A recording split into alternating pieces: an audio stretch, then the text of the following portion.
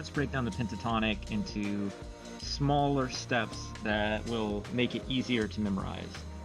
So right now we have two slides on the board.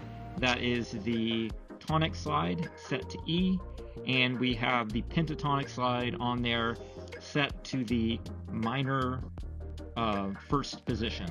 The reason I'm picking this one is because this is the most common. It might not look like it because there's a lot going on right now, but if we focus in here, we're going to see that very, very familiar pentatonic scale shape. Sometimes this is called the E pentatonic, and that's because, again, we can see that up here with using the open strings. So that's sometimes why they call it the E minor pentatonic, but it's the pentatonic scale position here where the lowest note is the root note. And if you're playing two notes per string, that's going to be your most common pattern. Now, how do we go from knowing this to knowing all of this? It seems like a whole lot of change, but it's actually not that bad. And it's not that bad. What we're going to do is we're going to use a memory technique called chunking. We're going to break it into smaller components, and then those will be easier to memorize. The way that I'm doing it is not the only way to do it, but it is the way that I like to do it. There are other ways. Some people will use the cage system. Some people will use, there's a really, really good YouTube called the musical chair system as well. So if we just take these 6 notes together as a box, and we note that our root is right here. If we look in other places, we can see this exact same shape. So I'm just going to draw it a couple other places that I see it. When we say the pentatonic, we also know that we only have 5 notes. So we're only looking at 5 notes. So when we look at this square, there are 6 notes there. That means 2 of them are repeating. And those are actually at the opposite ends. That's not as important, but let's find other places that we can find this box with our root there. Now, there are going to be some places, because these top 2 strings are tuned a little bit just based off of the guitar. So there are going to be some places that might look different. Anywhere there's a star, we're going to have a box. But since here we have kind of a step up, our box is going to be a little bit skewed. Alright, we got another one of those kind of skewed boxes over here.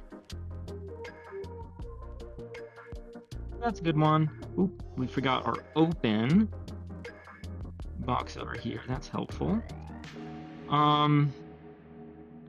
Now, we have one here. It kind of goes off the edge of our fretboard, but it's the top of the box for sure. We got another one here that is the top of our box. So we have a broken box here, and then we got one also here. And we got one that goes off the edge here. We can start to see that we have kind of a pattern going where these boxes are located. So it's a whole lot less random than we thought to start off with. Now, we do still have some gaps here, but we can also fill those in. So if we fill those in, and let's start off with, again, our original shape here.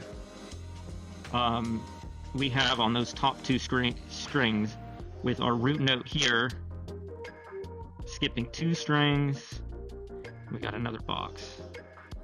And technically that is the top of this one as well. But if we note where in this square that the root is at the the top left-hand corner of that, we can draw it in a whole bunch of other places.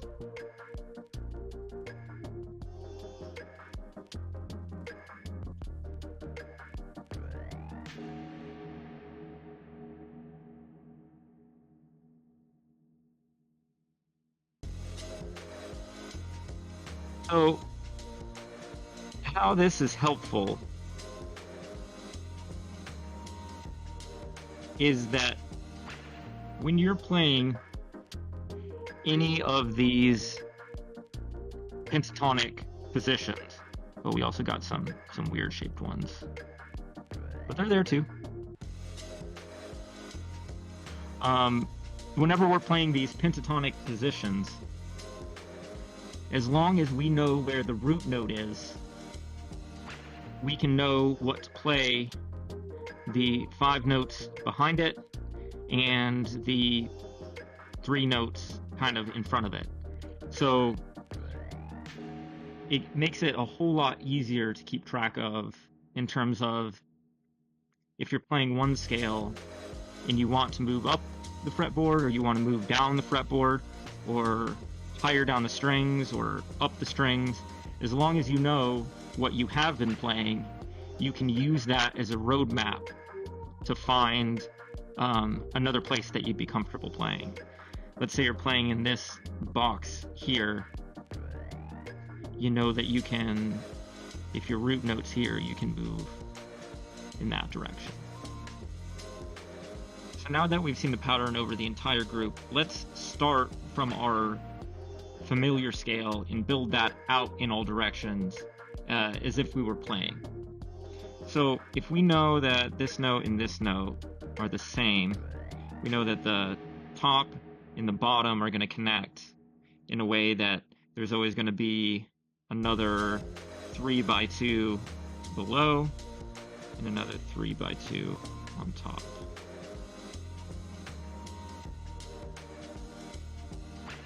Alright, and then above every blue square, we're going to have a red square, a longer one with 2 frets in between. Here, we got to account for the fact that it's pushed forward 1 fret. So if we look at this box as if it were, this box, we would see that our square is actually back a fret.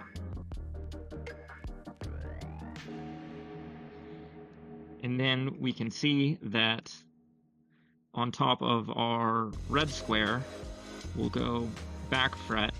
But here, since we have the break on the top 2 strings, it'll be back a fret, but then up a fret. And there is our square again. So along this line here, I've heard John Mayer describe this as the equator of the guitar, but you can see you got skipping 1 fret on the bottom 2 strings, on the middle 2 strings, skipping 2 frets, and on the top 2 strings, it's skipping 1 fret again.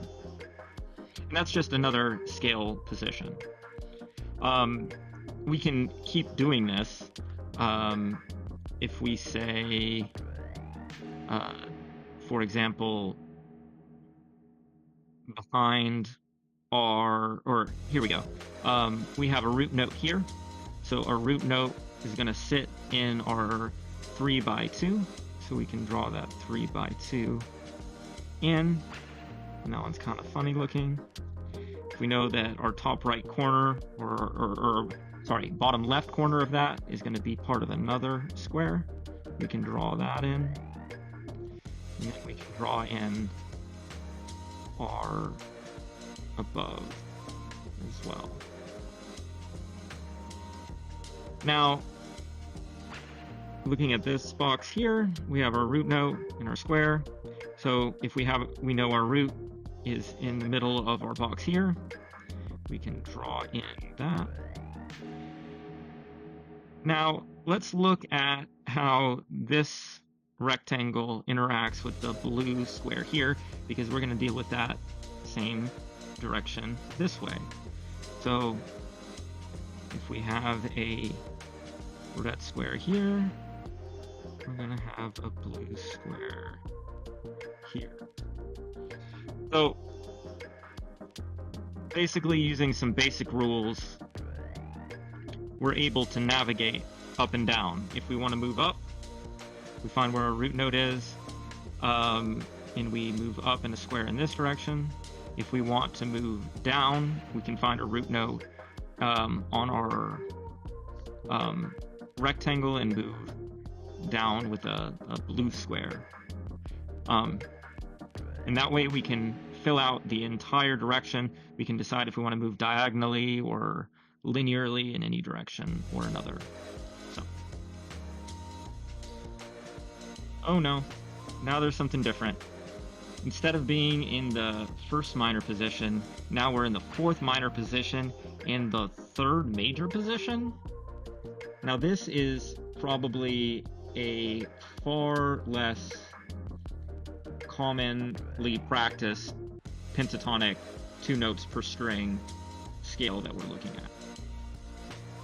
But what we can do, if we're looking for the same patterns and we're making that pattern recognition, so we can see we got the root note at the bottom of our 6 notes,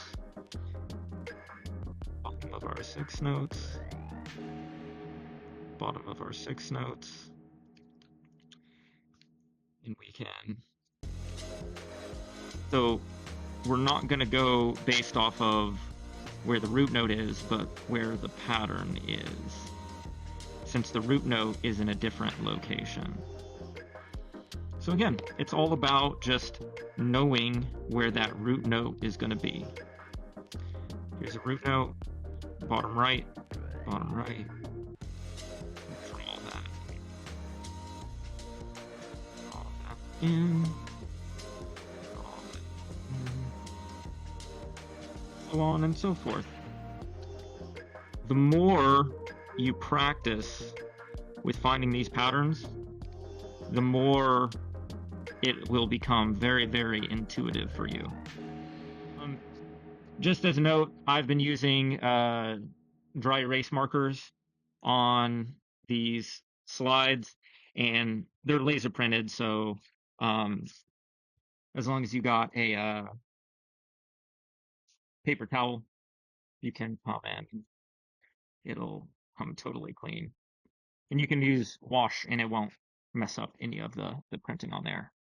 So, go play some pentatonic licks and enjoy.